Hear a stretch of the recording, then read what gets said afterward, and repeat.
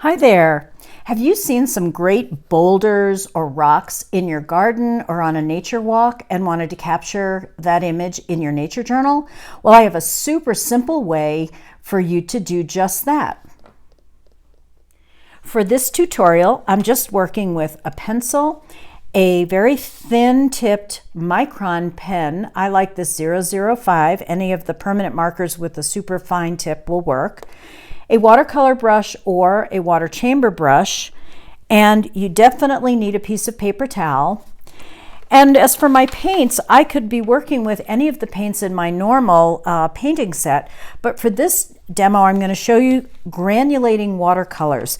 These are my favorites. I'll put a link below with a reminder of the names and the brands so you can find them if you want to play with something new. Granulating watercolors are meant for the pigments to break up and so that the granulation of the pigment will show after it dries.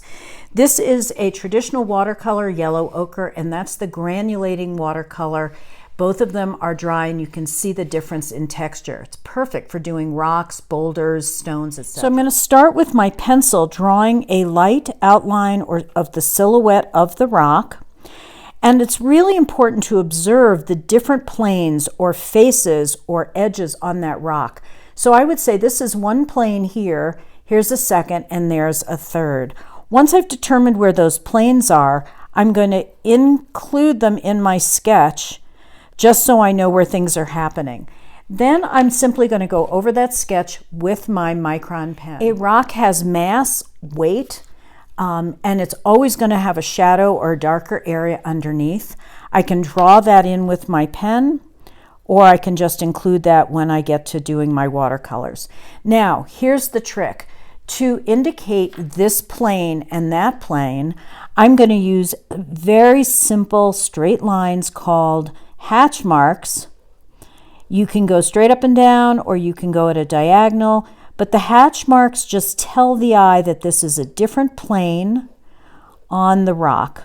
I'll put the hatch marks on the other side as well. Once the hatch marks are laid down, I'm just going to erase all this excess pencil and just take another observation of the actual rock and notice that there's a really cool kind of a fissure or crack right there, some more texture.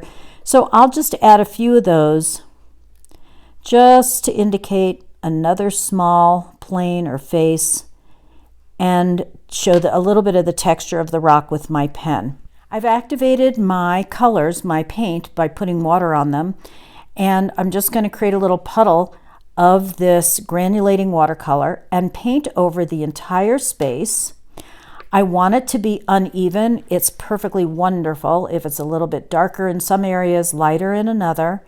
And you can see some of the granulation already starting to occur with that texture.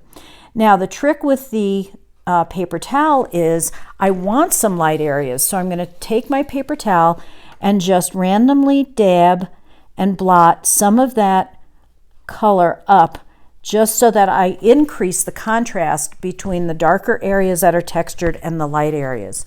Now I'm going to take a little bit of purple and come in to add some dark value to the face, that plane right here, and darken up this plane.